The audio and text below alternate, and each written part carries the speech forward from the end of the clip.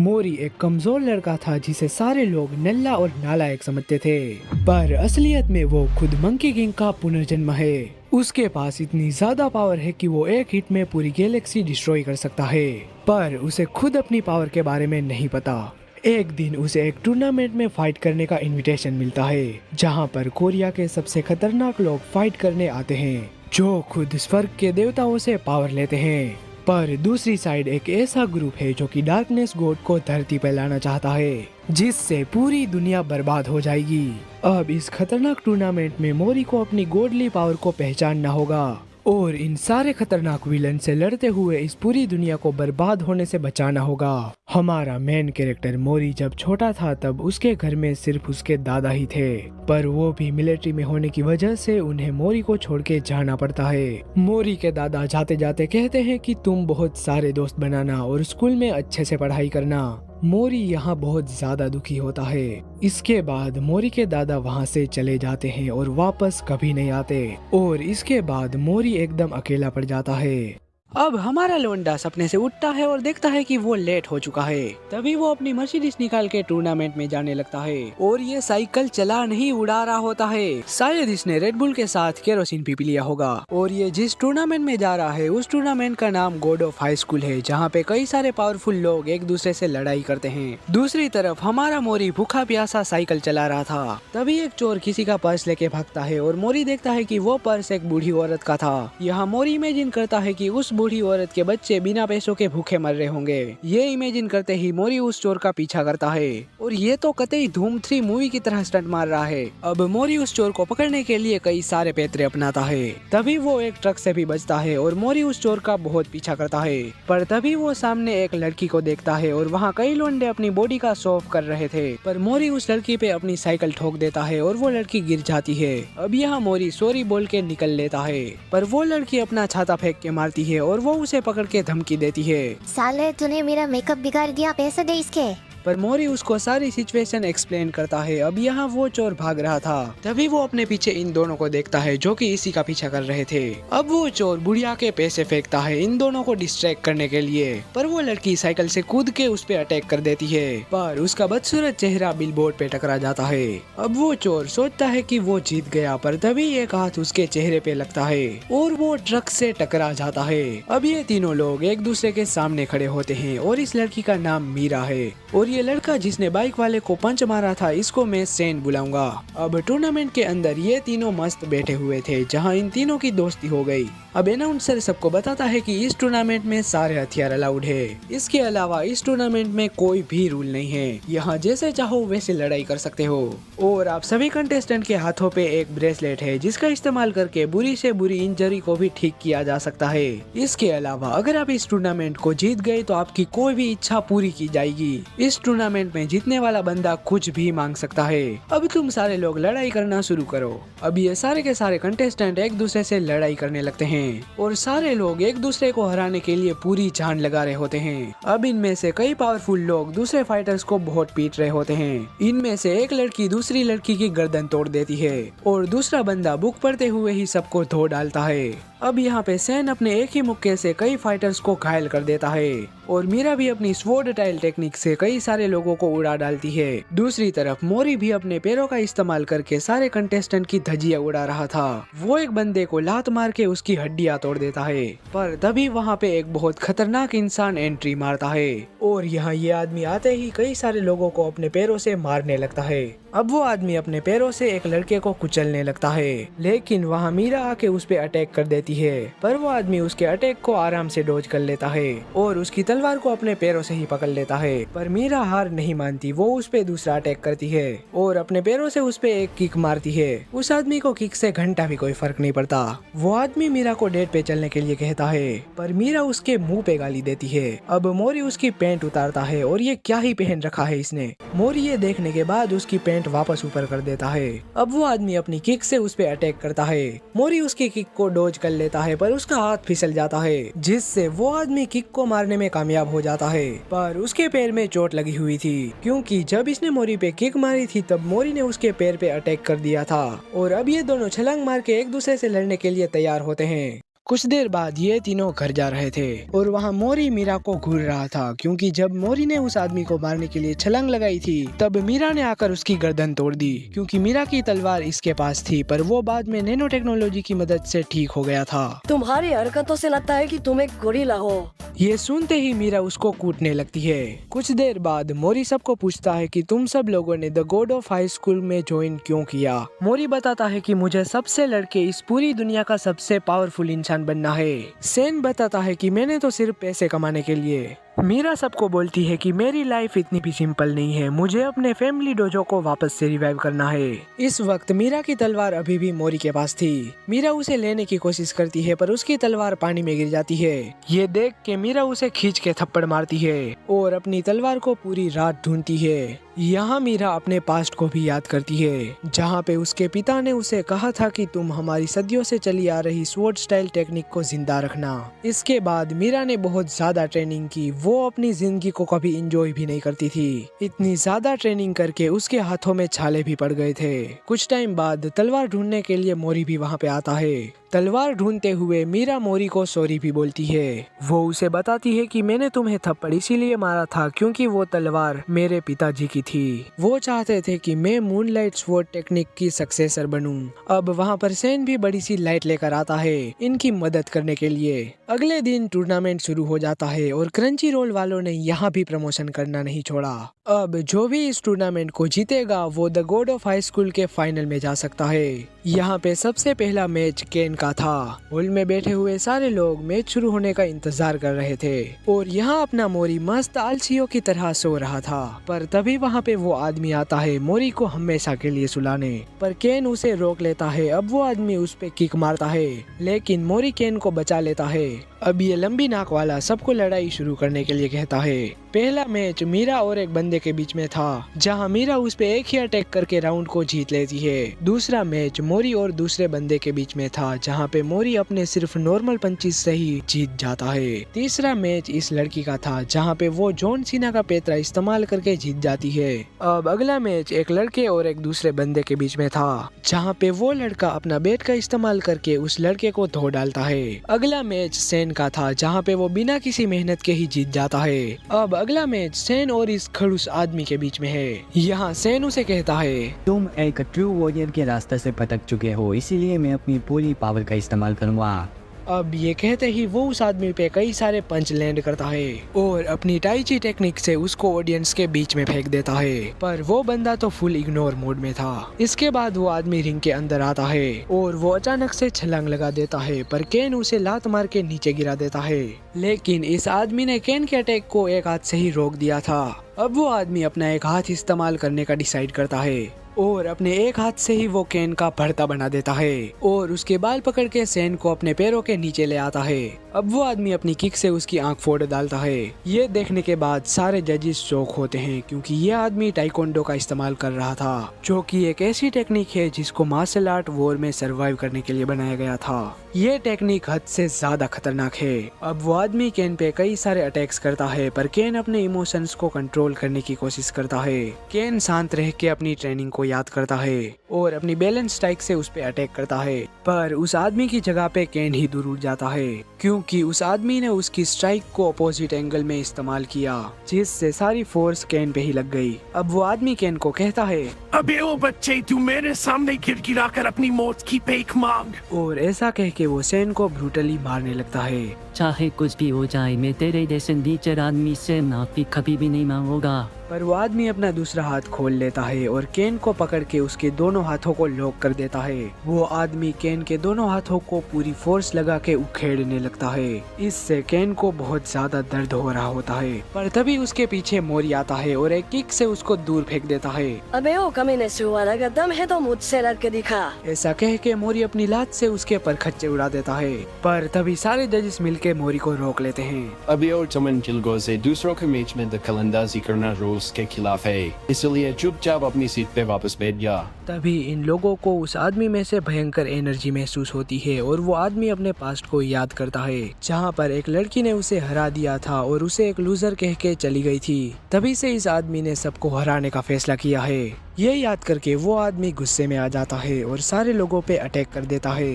पर एक जज उसको मुश्किल से बचा लेती है, पर मोरी छलांग मार के उस पे अपनी 3 किक टेक्निक का इस्तेमाल करता है और अपने एक खतरनाक अटैक से उसको रिंग में फेंक देता है।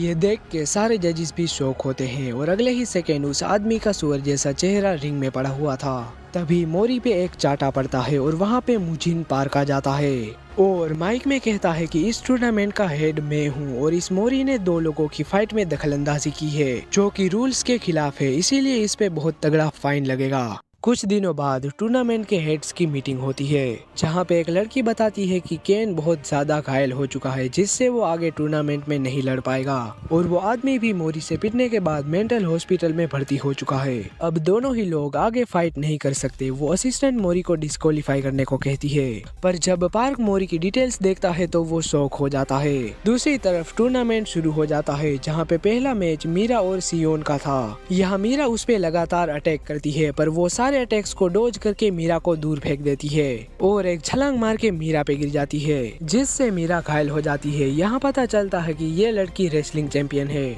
मीरा उस पे तलवार मारती है पर वो उसे आसानी से रोक लेती है क्योंकि इसकी बॉडी लोहे से भी ज्यादा सख्त है। अब वो अपने स्पेशल मूव से मीरा को नॉक कर देती है जिससे मीरा की तलवार भी दूर चली जाती है। अब रियोन को लगता है कि वो मैच जीत चुकी है पर मीरा खड़ी होकर लड़ने का फैसला करती है। अब ये दोनों आपस में लड़ने लगते हैं। मीरा अपने वार से उसकी छाती में कट लगा देती है और मूनलाइट टेक्निक से उस पे हमला करती है जिसका प्रेशर इतना ज्यादा होता है कि वो लड़की वहीं पे बेहोश हो जाती है और मीरा इस मैच को जीत लेती है। यहाँ मोरी उसकी फाइट देख रहा था और मीरा के जीतने पे वो बहुत खुश होता है। तभी मोरी के पास 2 लोग आते हैं और पार्क उसे कहता है कि पिछले मैच में जो तुमने रायता फैलाया है उसकी सजा है कि तुम्हें इससे फाइट करनी पड़ेगी। अरे मुझे इस तस्वीर से फाइट नहीं करनी, मुझे इस घोड़े से फाइट करनी है। इस साले ने मुझे कुछ टाइम पहले कूद दिया था। अबे ओए, मैं इससे भी ज्यादा ताकतवर हूँ। और ये कह के वो मोरी पे पंच मार देता है पर मोरी उल्टा एक्साइटेड ही हो जाता है। अब पार्क मोरी को बताता है कि तुम्हारा और कमिश्नर का मैच कल शुरू होने वाला है।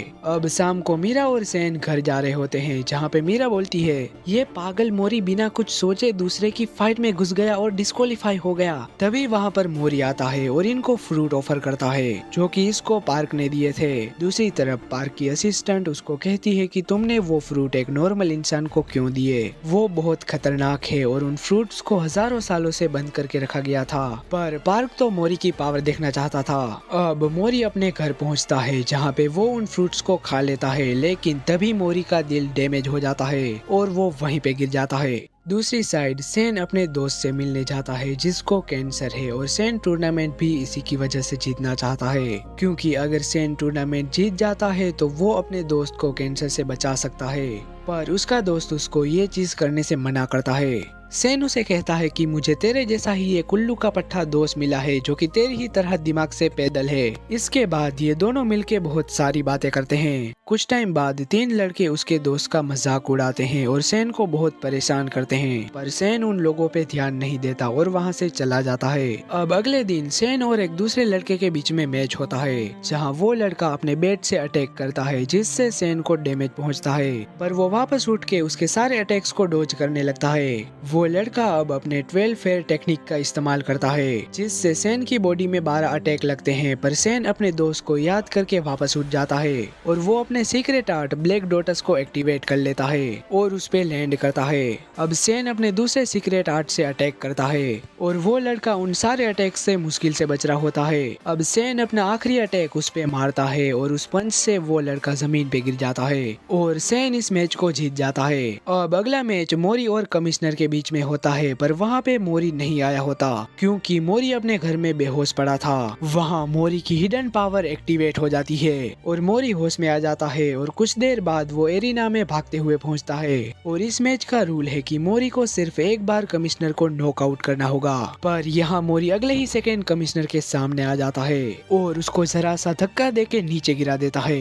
ये देखकर सारी ऑडियंस और कमिश्नर भी शॉक हो जाते हैं। कमिश्नर की रेप्यूटेशन सबके सामने खत्म हो गई थी और इसीलिए कमिश्नर बहुत गुस्सा हो जाता है और अपने ग्रीम रीपर को समन करता है। अब वो ग्रीम रीपर अपने वेपन से मोरी पर कई सारे अटैक्स करने लगता है और मोरी बहुत मुश्किल से उन सारे अटैक से बच रहा होता है। अब ग्रीम रीपर अपने हाथों से मोरी को पकड़ लेता है और उसको खत्म करने वाला ही होता है कि तभी ग्रीम रीपर गायब हो जाता है, क्योंकि सारे जजिस ने मिलकर कमिश्नर को रोक लिया था।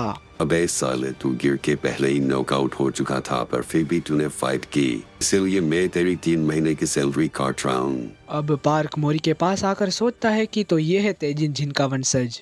अब टूर्नामेंट के फाइनल में सिर्फ 4 लोग बचे होते हैं और अगली फाइट मीरा और सैन के बीच में होने वाली है। दूसरी तरफ ये तीनों घर जा रहे थे, तभी उन लोगों के सामने एक कार रुकती है। उस कार में से एक आदमी निकलता है जो मीरा को शादी के लिए प्रपोज कर देता है, जिससे सारे लोग एकदम शॉक हो जाते हैं। कुछ टाइम बाद मीरा अपनी बहन के साथ शादी की तैयारी कर रही होती है। वहाँ उसकी बहन बताती है कि रियोंग बहुत फेमस पर्सन है और सबसे पावरफुल मार्शल आर्ट यूजर भी, जो पूरी कंट्री के स्पोर्ट्स एंटरटेनमेंट को रिप्रेजेंट करता है। पर मीरा उसको पसंद नहीं करती थी और उसको रियोंग के पैसों से भी कोई मतलब नहीं था। इसके बावजूद भी मीरा शादी के लिए इसीलिए तैयार हुई क्योंकि रियोंग ने मीरा को कहा था कि अगर वो उससे शादी करेगी तो उसकी मूनलाइट स्वॉर्ड टेक्निक वो पूरे दुनिया भर में फेमस कर देगा और उसकी खानदानी टेक्निक बरकरार रहेगी, और इसीलिए मीरा ने उससे शादी करने का फैसला किया।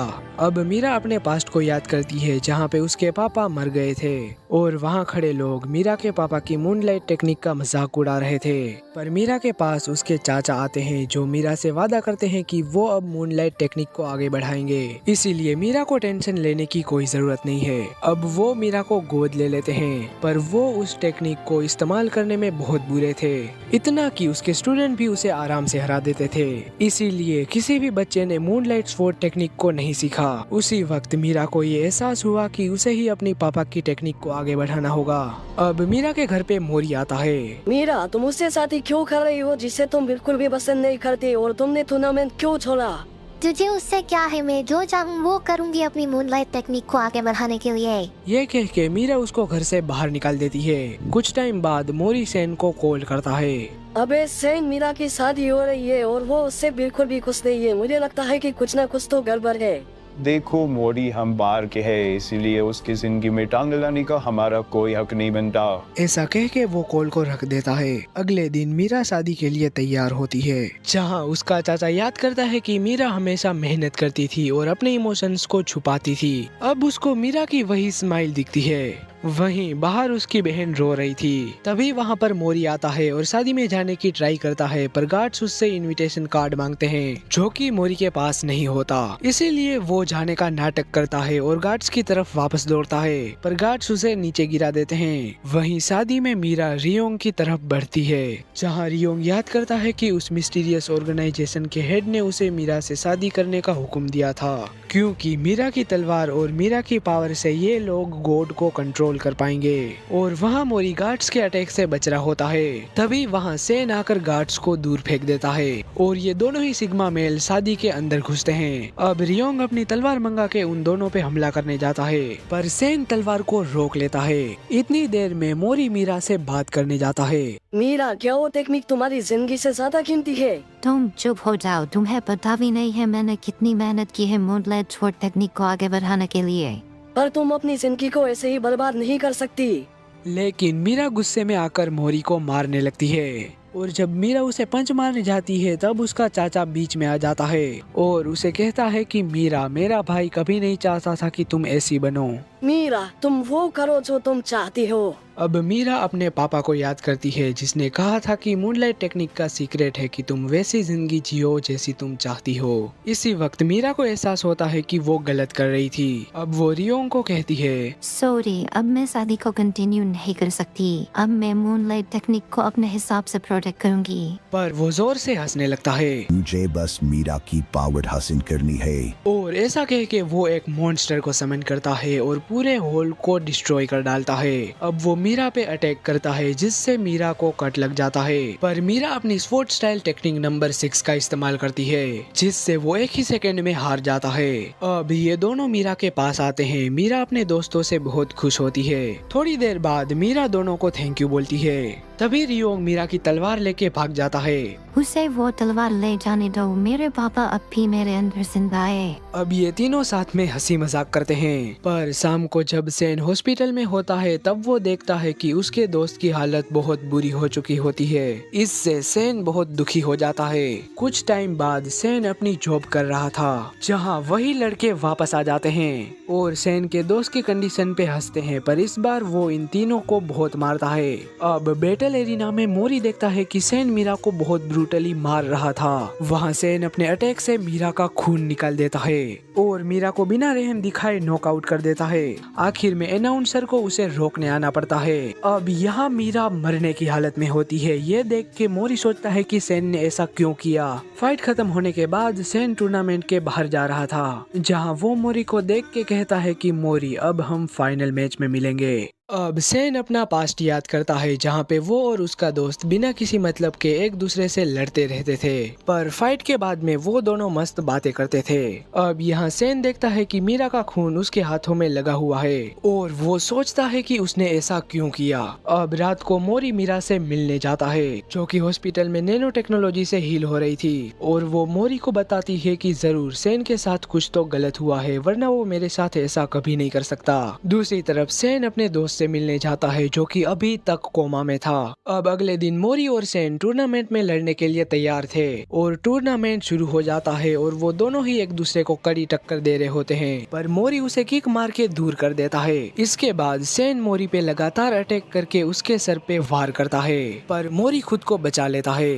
मोरी अपनी किक से उसके कंधे पे मारता है, लेकिन सेन उसे नीचे गिरा देता है और उस पे अपने पंचिस मारता है, पर मोरी अपने पैरों से उसे दूर कर देता है और दोनों के अटैक्स आपस में टकराते हैं। यहाँ पे ये दोनों ही लोग पूरा दम लगा के लड़ रहे थे, लेकिन सेन उसके दिल पे जानलेवा हमला करता है, जिससे मोरी का खून निकल जाता है और वो दूर गिरता है। अब मोरी खड़ा होके अपना टाइकोंडो इस्तेमाल करने का फैसला करता है और वो सेन के अटैक से बच के अपनी ट्रिपल किक उस पे मारता है, जिसके इम्पैक्ट से सेन दूर जा गिरता है। अब मोरी ने उसके पास जाके दोस्ती का हाथ आगे बढ़ाया, पर सेन उसे कहता है कि मैंने तुम दोनों को कभी अपना दोस्त ही नहीं माना। ये कहने के बाद वो मोरी पे हमला करता है और अपना अल्टीमेट 4 गार्डियन गोड अटैक नंबर 1 रेडी करता है। उधर मीरा हॉस्पिटल से डिस्चार्ज हो चुकी थी। बाहर निकलते वक्त उसकी नजर एक पेशेंट पे पड़ती है, जो कुछ ही देर पहले इस दुनिया को अलविदा कह चुका था। पास ही उसकी बहन रो रही थी। तभी अचानक मीरा को एहसास हुआ कि ये तो सेन का वही दोस्त था जो कि कैंसर से लड़ते लड़ते मर चुका है। और उधर टूर्नामेंट में सेन मोरी पे बुरी तरीके से टूट पड़ा था। फिर वो अपना अल्टीमेट अटैक लॉन्च करता है और उसी वक्त उसे याद आता है कि पार्क ने उसे कहा था कि अगर वो टूर्नामेंट जीत गया तो सेन के दोस्त का कैंसर पार्क नैनो टेक्नोलॉजी से ठीक कर देगा। यही सोच के सेन मोरी को किसी भी हालत में हराना चाहता था, लेकिन उसे अभी तक ये मालूम नहीं था कि उसका दोस्त पहले ही इस दुनिया को अलविदा कह चुका है। अब वो अपना अल्टीमेट ड्रैगन अटैक इस्तेमाल करता है, जिससे पूरा स्टेडियम हिल जाता है, पर मोरी उसके अल्टीमेट अटैक से बच गया था। पर अगले ही सेकेंड उसके शरीर में एक के बाद एक छेद हो जाते हैं और वो दूर जा गिरता है और मोरी वापस खड़ा ही नहीं हो पाता। तभी सेन के पास पार्क आता है और उसे कहता है कि सेन, मुझे पता चला है कि तुम्हारा दोस्त इस दुनिया से जा चुका है। और यहाँ मोरी अपना पूरा दम लगा के उठता है। अब यहाँ सेन को अपनी मेमोरी याद आती है, जहाँ पे वो अपने दोस्तों के साथ एक गैंग से लड़ने गया था, पर उसके सारे दोस्त भाग गए और वो अकेला उन गैंग मेंबर्स के सामने कुछ नहीं कर पाया। तभी एक लड़का उसकी मदद करने के लिए आता है। मैंने सुना है कि तुम अपने दोस्तों को बचाने के लिए यहाँ अकेले ही चले आए। इसका मतलब तुम एक सच्चे दोस्त हो। पर वो गैंग इन दोनों को पीट के चली गई। अरे कोई नहीं, कम से कम हमने उनकी आंखों में आंसू तो ला ही दिए थे। और हाँ, तुम अपने दोस्तों को लेकर आए थे ना? नहीं, वो मेरे दोस्त नहीं थे। उनका काम खत्म होते ही वो चले जाते हैं और मैं भी कभी किसी को दोस्त नहीं मानता। अगर तुम अपने दोस्तों पर भरोसा करोगे तो वो भी तुम पे भरोसा करेंगे। और तब से ये दोनों दोस्त बन गए थे, पर अब उसका दोस्त कैंसर की वजह से मर चुका है। इसीलिए अब सेन के पास फाइट करने का कोई रीजन नहीं है, पर फिर भी वो खड़ा होता है। अब वो सिर्फ मोरी के अटैक को रोक रहा था। सेन पूरी तरीके से टूट चुका है। अब उसका असली चेहरा सामने आएगा। और यहाँ सेन पूरी तरीके से टूट चुका था। तभी उसको रियलाइज होता है कि उसको मीरा के साथ ऐसा नहीं करना चाहिए था, और वो अपने सारे दोस्तों को याद करता है। अब प्रेजेंट में मोरी सेन पे अपनी किक मारने वाला था। इसी वक्त मीरा लाउड स्पीकर से सेन को सपोर्ट करती है। अरे सेन, तुझे हुआ क्या है? तुम इतने कमजोर तो बिल्कुल भी नहीं हो। अपनी पूरी पावर से लड़ो। और ये तुम्हारे दोस्त का आखिरी लेटर है। अब सेन अपने दोस्त का लेटर पढ़ता है और बिना किसी पछतावे के मोरी से भिड़ने के लिए रेडी हो जाता है। और ये सब इसीलिए था क्योंकि उस चिट्ठी में लिखा था कि अब मेरी जिंदगी खत्म हो रही है, लेकिन तुझसे कोई शिकायत नहीं है। तूने मेरे लिए जो किया उसके लिए मैं तेरा हमेशा शुक्रगुजार रहूंगा। अब वक्त है तू सिर्फ अपने लिए लड़, सिर्फ अपने लिए मेरे भाई। और अब इन दोनों की आइकॉनिक फाइट शुरू होती है, जहाँ पे ये दोनों ही लोग अपने पूरे पोटेंशियल पे लड़ रहे थे। अबे तू तो कमाल का फाइटर है यार। और तुम भी कुछ कम नहीं है मेरे प्यारे दोस्त। और ये कह के दोनों एक दूसरे से फाइट करते हैं, जहाँ पे मोरी अपनी किक का इस्तेमाल करता है और सेन अपने पंचिस का। अब मोरी जंप मार के अपनी ट्रिपल किक का इस्तेमाल करता है, पर सेन अपने ब्लैक डॉटस से उसकी किक को रोक लेता है। लेकिन सेन थोड़ी ना कम है, वो मोरी पे अपनी ड्रैगन किंग टेक्निक का इस्तेमाल करता है, जिससे लिटरली में मोरी दूर जाके गिरता है। पर मोरी अपने आप को जैसे तैसे बैलेंस करता है। इसी वक्त मोरी अपनी ब्लू ड्रैगन किंग की पावर अनलीज करता है, जिसके एक ही अटैक से पूरा स्टेडियम उसकी पावर से भर जाता है। और वहाँ बैठे सारे जजिस और ऑडियंस भी शॉक हो जाती है। और इतने बड़े हमले के बाद भी सेन चट्टान की तरह खड़ा था, लेकिन उसकी सारी पावर खत्म होने की वजह से वो वहीं पे गिर जाता है। और अब मोरी इस बैटल को जीत चुका है। और यहाँ नीचे गिरा हुआ सेन अपने दोस्त को याद करता है, जिसने उसे कहा था कि अगर तुम कहीं पे जीत जाते हो तो मुस्कुरा भी देना। और यहाँ मोरी दोस्ती का हाथ आगे बढ़ाता है। और यहाँ अब रात को एक जंगल में मोरी के दादा होते हैं, जिसके पास एक मिस्टीरियस ऑर्गेनाइजेशन का लीडर आता है, जो उसे अपने ग्रुप में शामिल होने के लिए कहता है। पर मोरी का दादा उसे साफ मना कर देता है, जिससे वो लीडर उसे मारने की धमकी देता है और मोरी के दादा को मारने के लिए अटैक रेडी करता है। पर मोरी का दादा उन सबको एक किक मारता है, जिससे पूरी जमीन उड़ जाती है। पर वो सारे थोड़ी दूरी पर टेलीपोर्ट हो चुके थे। ये सारी दुनिया अब खत्म होने वाली है और अब हमारे मालिक इस धरती पे उतरेंगे। और ऐसा कह के वो अपना मैजिक आसमान में फेंकता है और आसमान में एक मैजिक स्पेल कास्ट हो जाता है, जिसके अंदर से एक बहुत बड़ी और बहुत खतरनाक मैजिक तलवार बाहर निकलती है और वो मोरी के दादा पे गिर जाती है। और इसके इम्पैक्ट से पूरा का पूरा जंगल उड़ जाता है। अगले दिन सबको पता चलता है कि अब नेशनल टूर्नामेंट शुरू होने वाला है, जहां सबको 3-3 की टीम बनानी होगी और जिस टीम की परफॉर्मेंस सबसे सही होगी वही टीम आगे जाएगी। अब इस टूर्नामेंट की आखिरी फाइट मीरा और एक लड़की के बीच में होती है। मीरा ज्यादा टाइम नहीं लगाती और आराम से उस लड़की को हरा देती है। इसी के साथ मीरा भी नेशनल टूर्नामेंट के लिए क्वालिफाई कर जाती है। थोड़ी देर बाद सारे जजेस की मीटिंग होती है, जहां सब लोग डिस्कस करते हैं कि इस बार के कंटेस्टेंट काफी पावरफुल हैं। अगर ये सारे कंटेस्टेंट अपनी सारी लिमिट्स तोड़ दे और उनकी इमोशंस ट्रिगर हो जाए तो उनके अंदर की वो की जाग सकती है, जो कि एक बहुत खतरनाक एनर्जी है। इसके अलावा हमारे सामने अब एक बहुत बड़ी मुसीबत आ चुकी है, इसीलिए मैंने द सिक्स को बुलाने का फैसला किया है। अब पार्क द सिक्स के पहले मेंबर के पास जाता है, जो कि एक बुढ़ा है जिसका एक हाथ कटा हुआ है। वो बुढ़ा पार्क को एक ही सेकंड में मार डालता है, पर ये तो पार्क का एक क्लोन था।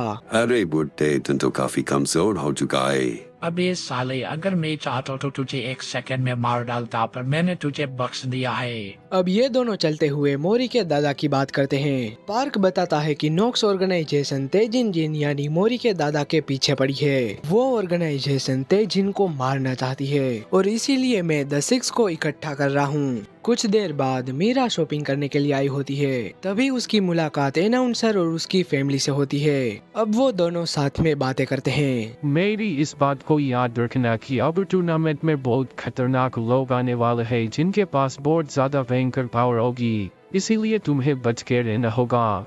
अब अनाउंसर वहाँ से जाने लगता है, तभी उसके पीछे बनी के भेस में कोई आता है। पर अनाउंसर को पहले से ही पता था कि ये यहाँ पर जासूसी कर रहा है और वो ये भी समझ जाता है कि ये नॉक्स ऑर्गेनाइजेशन का जासूस है। अब वो आदमी बनी के भेस से बाहर आता है। अब अगले सीन में सेन पार्क के साथ बैठा हुआ था। तुम्हारे लड़ने की वजह तुम्हारा दोस्त था, अब वो मर चुका है, तो क्या तुम टूर्नामेंट में आगे कंटिन्यू करना चाहोगे? अभी भी मेरे पास बहुत सारा कर्जा है जो कि मैंने अपने दोस्त के ट्रीटमेंट करने के लिए लिए थे, इसीलिए मैं आगे कंटिन्यू कर रहा हूँ। और हाँ, टूर्नामेंट के पीछे कोई ना कोई बड़ी साजिश हो रही है। हाँ, तुमने सही कहा। कई सारे लोग जो कि इस टूर्नामेंट में भाग लेने वाले हैं, उनके पास जादू की पावर है, जिनसे वो भगवान स्वर्ग के देवता और राक्षसों से पावर मांगते हैं। और इन पावर को समझना नॉर्मल इंसानों की बस की बात नहीं है। और दूसरी साइड दो लड़के जो कि इस टूर्नामेंट में पार्ट ले चुके हैं, वो एक दूसरे के सामने खड़े थे। तभी वहाँ पे सिक्योरिटी गार्ड आके उन दोनों को बाहर निकालने के लिए कहता है, लेकिन लाल आंखों वाला अपना मॉन्स्टर निकालता है, पर दूसरा लड़का उसके मॉन्स्टर को गायब करके सिक्योरिटी गार्ड को बचा लेता है। इसके बाद वो लाल आंखों वाला वहाँ से चला जाता है। दूसरी तरफ एक अमीर परिवार का लड़का टूर्नामेंट में भाग लेने वाला है, इसीलिए वो अपने दादाजी का आशीर्वाद लेता है और टूर्नामेंट जीतने की कसम खाता है, और इसका दादा द सिक्स का एक मेंबर भी है। दूसरी तरफ एक आदमी खड़ा होता है जो कि द सिक्स का पहला मेंबर है। दूसरी तरफ एक इंसान बैठा है जो कि द सिक्स का दूसरा मेंबर है, और दूर किसी ऑफिस में द सिक्स का तीसरा मेंबर बैठा होता है। इसके बाद दूर कहीं ये बुढ़ा होता है जो कि द सिक्स का चौथा मेंबर है। अब ये है द सिक्स की 5वीं मेंबर, और ये है द सिक्स का आखिरी मेंबर जो कि अपना पार्क ही है। अगले दिन मीरा और सैन मोरी के घर जाते हैं, जहां आने के बाद इन लोगों को पता चलता है कि मोरी अपने दादा के साथ पहाड़ों पे रहा करता था, पर बाद में वो यहाँ शिफ्ट हो गए और मोरी की पूरी फैमिली में उसके दादा ही बचे हैं। अब अगले दिन टूर्नामेंट शुरू हो जाता है, जहां जितने भी लोग फाइनल में पहुंचे हैं उनको 3-3 लोगों के ग्रुप में बांट दिया गया है, और यहाँ इन सारे लोगों को अपनी टीम को जिताने के लिए सामने वाली टीम को हराना होगा। अब यहाँ पे मीरा देखती है कि अनाउंसर बदल चुका है। तभी टीवी पे पता चलता है कि अनाउंसर और उसकी पूरी फैमिली को उस बनी वाले बंदे ने मार डाला है। ये देख के सारे जजेस शॉक हो जाते हैं और समझ जाते हैं कि ये नॉक्स ऑर्गेनाइजेशन का ही काम है। अचानक एक जज देखती है कि कमिश्नर नहीं आया है। दूसरी तरफ कमिश्नर को किसी बंदे ने मार डाला होता है, और ये वही बंदा है जिसने अनाउंसर और उसकी पूरी फैमिली को मौत के घाट उतारा है। कितनी गर्व की बात है, मैंने एक बहुत पावरफुल कमिश्नर को मौत के घाट उतार दिया। यहाँ पर टूर्नामेंट शुरू हो जाता है, जहाँ पे पहला मैच मोरी और रीमन के बीच में है। फाइट शुरू होने से पहले मोरी अपने प्रेशर पॉइंट्स को दबाता है, जिससे वो और भी पावरफुल बन जाएगा। ये टेक्निक मोरी ने उस बुढ़े से सीखी होती है, पर अगले ही सेकेंड मोरी अपनी बॉडी को बिल्कुल भी नहीं हिला पाता, क्योंकि उसने गलत प्रेशर पॉइंट्स को दबा दिया था। इसके बाद रीमन मोरी को अच्छे से कूट डालता है, और मोरी इस मैच को बुरी तरीके से हार जाता है। इसके बाद मीरा और सैन को मोरी को उठा के ले जाना पड़ता है। अब अगला मैच सैन और तोमा के बीच में है। तोमा जो कि 38 साल का होने के बावजूद भी हाई स्कूल में है। दूसरी तरफ कमिश्नर मरा पड़ा था, और इस कमिश्नर का नाम क्यू है।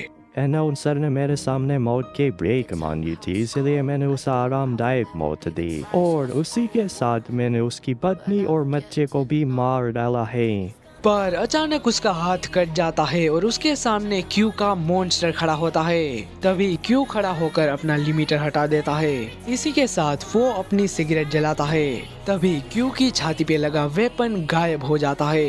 अब क्यू उस बंदे को खत्म करने के लिए रेडी होता है। दूसरी साइड टूर्नामेंट शुरू हो जाता है, जहाँ पे तोमा सैन को पकड़ के दूर हवा में फेंकता है। इसी के साथ वो पंच मार के सैन को दूर फेंक देता है। तभी सैन अपनी ब्लैक डॉटर्स टेक्निक का इस्तेमाल करके उस पे लगातार हमले करता है, और वहाँ उसके टीममेट्स परेशान होकर उसका पास्ट याद करते हैं, जहाँ पे तोमा कई सालों से हाई स्कूल में फेल हो रहा था, पर फिर भी वो कभी गिव अप नहीं करता था। सारे लोग उसका मजाक भी उड़ाते थे, इसके बावजूद भी वो हाई स्कूल का एग्जाम देता रहा। और उसी वक्त वो एक लड़की से मिलता है जो कि काफी परेशान थी, क्योंकि उसका सपना ग्रेटेस्ट स्वॉर्ड फाइटर बनने का था, पर वो कई सालों से हार रही थी। अब तोमा उसे मोटिवेट करता है, ये कहते हुए कि मैं भी फेल हो रहा हूँ, लेकिन मैंने खुद से वादा किया है जब तक सांस है मैं हार नहीं मानूंगा, क्योंकि मुझे हार मंजूर है पर हार मानना नहीं। तो अगर तुम अब भी अपने सपने से प्यार करती हो तो उसे छोड़ो मत, उसे पकड़ो, और तब तक मत छोड़ो जब तक वो हकीकत ना बन जाए। इसके बाद ये दोनों दोस्त बन जाते हैं। अब वो लड़की तोमा को पढ़ाई में भी मदद करने लगी, और कुछ टाइम बाद वो लड़की तोमा को पसंद करने लगती है। प्रेजेंट में तोमा एक ही अटैक से सैन को दूर फेंक देता है। इसके बाद वो अपनी मैजिक एनर्जी से एक हथौड़ा बनाता है। अब यहाँ सैन खड़ा होकर लड़ने के लिए तैयार हो जाता है। तभी तोमा अपना हथौड़ा उस पे मारता है, पर सैन अपना पूरा दम लगा के उसके हैमर को रोक लेता है। और अपना फाइनल अटैक अजूल ड्रैगन उसके हैमर पर मारता है, जिसके प्रेशर से वो हथौड़ा पूरी तरीके से टूट जाता है। इसी वक्त तोमा भी नीचे गिर जाता है। अब यहाँ पे सेन इस राउंड को जीत चुका है। दूसरी तरफ क्यू उस आदमी पे बहुत सारे अटैक्स करता है और एक ही झटके में उसका दूसरा हाथ भी काट लेता है। इसके बाद क्यू उसके सामने खड़ा हो जाता है, पर उस आदमी का कटा हुआ हाथ वापस रीजनरेट होने लगता है क्योंकि इसके पास चारियों की पावर है। पर अपना क्यू थोड़ी ना कम है, वो अपने जोकर कार्ड की मदद से उस आदमी को बांध लेता है। इसके बाद क्यू अपना फाइनल अटैक करता है, पर उसका वेपन ही रुक जाता है। तभी उसका वेपन गायब हो जाता है और ये काम इन दोनों लोगों का था जो कि नॉक्स के ही मेंबर हैं। क्यू उन दोनों को कहता है कि किसी के घर में ऐसे नहीं घुसते, और वो भी चप्पल पहन के। और ये दोनों लोग यहाँ पर अपने साथी को बचाने के लिए आए हैं, लेकिन क्यू अपने जोकर कार्ड से उन दोनों को फंसाने की कोशिश करता है, पर वो लड़का अपने पर बाहर निकालकर बच जाता है। अब वो लड़की अपनी टेक्निक इस्तेमाल करती है, जिससे कई सारे हाथ क्यू पर हमला करते हैं, मगर वो अपने वेपन से उन सारे हाथों को आसानी से काट देता है। लेकिन वो सारे हाथ क्यू को कैद कर लेते हैं। अब वो लड़का अपने वेपन से उसको मारने जाता है, तभी वहाँ पे दूसरी कमिश्नर आके उसको बचा लेती है। तुम्हारा लिमिटर बंद था, इसीलिए मैं यहाँ चली आई। और तुम जानते हो ना कि लिमिटर हटाने की सजा है कि तुम्हें 3 महीने की सैलरी नहीं मिलेगी। इसका मतलब अब तुम्हें आधे साल की सैलरी नहीं मिलेगी। अरे नहीं, लगता है अब मुझे बाल लेडी खा के ही पेट भरना पड़ेगा। दूसरी तरफ टूर्नामेंट का अगला मैच हिना और मीरा के बीच में है। अब मैच शुरू हो जाता है, जहाँ पे दोनों ही अपनी अपनी टेक्निक से एक दूसरे को डैमेज पहुंचाने की कोशिश करती है और दोनों अपनी पूरी पावर से लड़ती है। तभी हिना जंप मारती है, जिससे मीरा उस पे अटैक करने में कामयाब हो जाती है। पर हिना तोमा की आवाज सुनती है, जो कि उसे लड़ने के लिए मोटिवेट करता है। अब वो मीरा से वापस लड़ने जाती है, लेकिन उसकी तलवार टूट जाती है। इसके बाद वो चारियों एनर्जी का इस्तेमाल करने का डिसाइड करती है। दूसरी तरफ कमिश्नर और वो लड़की लड़ रहे होते हैं, जहाँ पे नॉक्स मेंबर अपनी हाईटेक गन से कमिश्नर पे अटैक करती है, पर कमिश्नर अपने मैजिक से उसका अटैक रोक लेती है। अब वो अपना मैजिक स्पेल कास्ट करती है, जिससे कमिश्नर के पीछे एक बहुत बड़ा मॉन्स्टर उसको खाने आता है, लेकिन कमिश्नर अपना मॉन्स्टर समन करके उसका मॉन्स्टर निगलवा लेती है और लिटरली में कमिश्नर का मॉन्स्टर बिल्डिंग से भी ज्यादा बड़ा होता है। ये देख के वो लड़की गुस्सा हो जाती है और वहाँ साइड में कमिश्नर और वो लड़का लड़ रहे होते हैं। अब कमिश्नर अपना जोकर कार्ड उस पे फेंकता है, तभी अचानक क्यू का जोकर आकर उसको घायल कर देता है। दूसरी तरफ मीरा अनाउंसर की बात को याद करती है, तभी हिना अपनी मैजिकल तलवार उस पे मारती है, लेकिन मीरा उसके अटैक को डॉज करके एक छलांग मारती है और अपनी एक पावरफुल किक का इस्तेमाल करके उसको दूर फेंक देती है। इसके बाद हिना वापस खड़ी नहीं हो पाती, इसीलिए मीरा इस मैच को जीत जाती है। दूसरी तरफ वो लड़की अपनी गन से कमिश्नर पे अटैक करती है, लेकिन कमिश्नर उसके अटैक से बच के अपना फाइनल अटैक रेडी करती है और वहाँ कोने में क्यू और उस लड़के की बहुत खतरनाक फाइट हो रही होती है, पर क्यू अपने अटैक से उसको घायल कर देता है और यहाँ कमिश्नर अपना फाइनल अटैक उस पे मार के उसको घायल कर देती है। खुद की टीम को हारता हुआ देख के वो लड़का उस लड़की को लेके वहाँ से भाग निकलता है। इसी वक्त वो आदमी खड़ा होके हंसने लगता है, तभी उसकी बॉडी ब्लास्ट हो जाती है।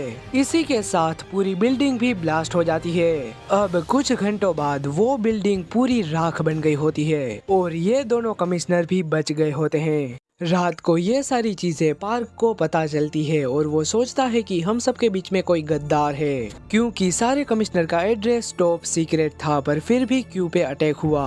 अब उसकी असिस्टेंट उसको एक फोटो दिखाती है, जिसमें मोरी के दादा का हाथ कटा हुआ था। अब पार्क को लगता है कि मोरी के दादा के साथ कुछ तो गलत हुआ है। अब यहाँ अगला मैच इन दोनों टीमों के बीच में होने वाला है, जहाँ पहला राउंड इस अमीर लड़के और इस लाल आंखों वाले बंदे के बीच में है। और हाँ, मैं इस लाल आंखों वाले बंदे को रेड बुलाऊंगा। मैच शुरू होते ही अमीर लड़का अपना मैजिक स्पेल कास्ट करता है, पर अगले ही सेकंड रेड की शार्क मॉन्स्टर आकर उसको कच्चा चबा जाती है, लेकिन उस लड़के को बचाने के लिए उसकी मेड रेड पर हमला कर देती है, पर इसके नुकीले वेपन उसके अंदर घुस जाते हैं और वो बुरी तरीके से घायल हो जाती है। इसके बाद रेड उसके पास आता है। ये जगह औरतों के लिए नहीं है, तुम्हारी जगह किचन में है। ऐसा कह के वो उसके ऊपर लात मारने लगता है। तभी सेन अपनी लात से उसको दूर फेंक देता है। अब रेड गुस्सा होकर उसे मारने जाता है, पर अनाउंसर उन दोनों को रोक लेता है क्योंकि दूसरों के मैच में दखलंदाजी करना रूल्स के खिलाफ है। पर वो लड़का अभी तक जिंदा था। इसके बाद वो अपनी मैजिक लाइटनिंग उस पे इस्तेमाल करता है, लेकिन रेड को इससे घंटा भी कुछ फर्क नहीं पड़ता। अब रेड अपने शार्क मॉन्स्टर को वापस समन करता है और वो वहीं पर खत्म हो जाता है। अब अगला मुकाबला दो दूसरी टीम्स के बीच में होने वाला है, जहां पहले ही वो पहला मैच हार जाते हैं, पर उसकी टीम का लीडर सबको मोटिवेट करता है। अब अगला मैच इन दोनों के बीच में है, जहां पे रीन उस बंदे के सारे अटैक से बचते हुए उस बंदे पे एक किक मारती है, जिससे वो बंदा वापस उठ ही नहीं पाता। इसी वजह से रीन इस मैच को जीत जाती है। यहाँ मोरी की टीम को पता चलता है कि सेन सस्पेंड हो चुका है क्योंकि उसने मैच के बीच में दखलंदाजी की थी। अब अगला मैच टीम के लीडर अकीरा और एक दूसरे बंदे के बीच में था और ये दोनों टीमों के बीच का फाइनल मैच होने वाला है। मैच शुरू होते ही वो बंदा अटैक करने के लिए आता है, पर अकीरा उसको आराम से रोक लेता है। इसके बाद वो उस पर एक बहुत तगड़ा पंच मारकर उसको दूर फेंक देता है, लेकिन वो बंदा वापस आ जाता है। पर अकीरा वापस अपने अटैक्स का इस्तेमाल करता है, जिससे वो पीछे हो जाता है। अब वो बंदा बहुत गुस्सा होकर अपनी ब्लैक चक्रा एनर्जी को बाहर निकालता है, पर अकीरा उन सारे अटैक से बच के उसके पास आ जाता है। पर वो अपनी सारी चक्रा एनर्जी का इस्तेमाल कर लेता है, लेकिन अकीरा पीछे आकर अपनी किक इस्तेमाल करता है, जिससे वो बंदा बेहोश हो जाता है। इसी के साथ अकीरा इस मैच को जीत जाता है। अब यहाँ मोरी नोटिस करता है कि अकीरा के पीछे जो टाइगर बना हुआ है वही टाइगर का लोगो उसके दादा की मिलिट्री यूनिफॉर्म पर भी था। कुछ देर बाद ये लोग अपने घर जाने लगते हैं, जहाँ सेन चारियो एनर्जी के बारे में बात करता है, जो कि सेन को पार्क ने बताई थी। वहाँ पे पार्क ने उसे बताया था कि चारियो एनर्जी का इस्तेमाल करना आसान बिल्कुल भी नहीं है। कुछ लोग हैं जो बहुत कड़ी ट्रेनिंग करने के बाद भी हासिल नहीं कर पाते, पर कुछ लोगों को ये ऐसे ही मिल जाती है। इसीलिए इन सब के पास एक आखिरी उम्मीद बची हुई थी, पर मोरी चारियो एनर्जी का इस्तेमाल करने से साफ मना कर देता है, क्योंकि मोरी को अपने दम पे ही आगे बढ़ना था और मोरी यहाँ से चला जाता है। इन दोनों को मोरी का बिहेवियर कुछ अजीब लगता है, और ये इसीलिए था क्योंकि पार्क ने उसे अपने ऑफिस बुलाया था, जहाँ पार्क ने उसे कहा था कि तुम्हारे दादा शायद अब इस दुनिया में नहीं रहे, क्योंकि एक जंगल में बहुत बड़ा धमाका हुआ और वहाँ तुम्हारे दादा का हाथ कटा हुआ मिला, और ये ब्लास्ट मोरी के दादा ने ही अपनी चारियो एनर्जी से किया था। पर मोरी को पूरा कॉन्फिडेंस था कि उसके दादा इतने कमजोर नहीं हैं कि वो ऐसे ही मर जाएं। अब रात को मोरी अपने दादा के बारे में ही सोच रहा था, तभी वहाँ पर अकीरा आता है, जो कि मोरी से हाथ मिलाता है। पर वो मोरी को दूर फेंक के अपने टाइकोंडो से उस पे अटैक करने लगता है और वो मोरी को फ्लिप करके नीचे गिरा देता है, पर वो यहाँ पर रुक जाता है क्योंकि मोरी ने भी अपना अटैक रोक लिया था। अब वो लड़का मोरी को अपना नाम बताता है और उसे कहता है कि मैं तो बस यहाँ ट्रेनिंग करने के लिए आया था और तुम्हारे दादाजी बहुत अच्छे इंसान थे, मैं उनकी बहुत ज्यादा रिस्पेक्ट करता हूँ। इसके बाद वो अपना पास्ट बताता है, जहाँ जब अकीरा छोटा था तब उसके पापा गुजर गए थे और अकीरा को निभाने के पैसे ना होने के चलते उसकी माँ ने उसे एक आश्रम में छोड़ के चली गई और वापस कभी भी लौट कर नहीं आई। वहाँ जाते ही वो एकदम अकेला पड़ गया क्योंकि सारे लोग उसे नालायक समझते थे। छोटा सा अकीरा अपनी ट्रेनिंग भी नहीं कर पाता था। उसके मास्टर ने उसे कह दिया था कि तुम्हारा कुछ नहीं हो सकता, बिल्कुल तुम्हारे दादा की तरह। तुम्हारे दादा भी तुम्हारी तरह बिल्कुल कमजोर थे। इसके बाद वो अकेला बैठा हुआ था, तभी वहाँ पर मोरी के दादा आते हैं। और हाँ, ये हमारा बचपन का छोटा मोरी है। दरअसल मोरी के दादा और अकीरा के दादा मिलिट्री में थे और काफी अच्छे दोस्त भी थे, पर वो मारे गए। इसीलिए मोरी के दादा उसे एक मार्शल आर्ट्स की किताब देता है जिसमें हजारों टाइकोंडो की टेक्निक्स थी। और यहाँ मोरी का दादा उसे मोटिवेट करता है कि तुम जल्दी से बड़े हो जाओ और अपने दादा की तरह बहुत पावरफुल बनो। वो भी बहुत स्ट्रॉन्ग थे। वो भले ही इस दुनिया को बचाते बचाते मारे गए, पर तुम उनसे भी ज्यादा स्ट्रॉन्ग बनना। अब यहाँ प्रेजेंट में दोनों बात कर रहे थे, पर तभी अकीरा मोरी को एक अटैक से बचाता है, जो अटैक रेड ने किया था, क्योंकि रेड की अकीरा से पुरानी दुश्मनी है। अब अकीरा अपने हाथों से ही उसके नुकीले हथियार को तोड़ देता है। इसके बाद रेड वहाँ से चला जाता है। यहाँ अकीरा मोरी से थोड़ी देर बात करने के बाद वो भी वहाँ से चला जाता है। तभी मोरी को रियलाइज होता है कि वो रेड के अटैक को देख तक नहीं पाया, पर अकीरा ने उसे अपने एक हाथ से ही रोक लिया। इसीलिए मोरी अब और भी पावरफुल बनने की ठान लेता है। दूसरी तरफ क्यू अपने मॉन्स्टर के साथ पार्क के ऑफिस घुस जाता है, जहाँ जाते ही वो पार्क को पकड़ के गुस्से में कहता है, बाद तो अनाउंसर के बीयर बच्चे को क्यों नहीं बता पाया, उस वक्त तो कर क्या रहा था। पर पार्क उसे बिना छुए दूर कर देता है और अपने हाथों से उसे बुरी तरीके से मरोड़ने लगता है। तो जानता भी है कि तो किससे बात कर रहा है। अगर अगली बार ऐसी हरकत के तो तुझे जीने लायक नहीं छोड़ूंगा, और ये ले इस बिल्डिंग के नुकसान पहुंचाने का बिल। अब अगले सीन में क्यू बिल्डिंग की छत पे खड़ा होता है, जहां पार्क की सेक्रेटरी क्यू से बात करने आती है। अनाउंसर अब इस दुनिया में नहीं रहा, पर उसकी फैमिली को कुछ भी नहीं हुआ है। जिस फैमिली को उस बंदे ने मारा था वो बस एक क्लोन थे, जिसको मैंने अपने मैजिक से बनाया था। अनाउंसर की असली फैमिली अभी सही सलामत है। इसके अलावा पार्क ने तुम्हारी 9 महीने की सैलरी काट ली है।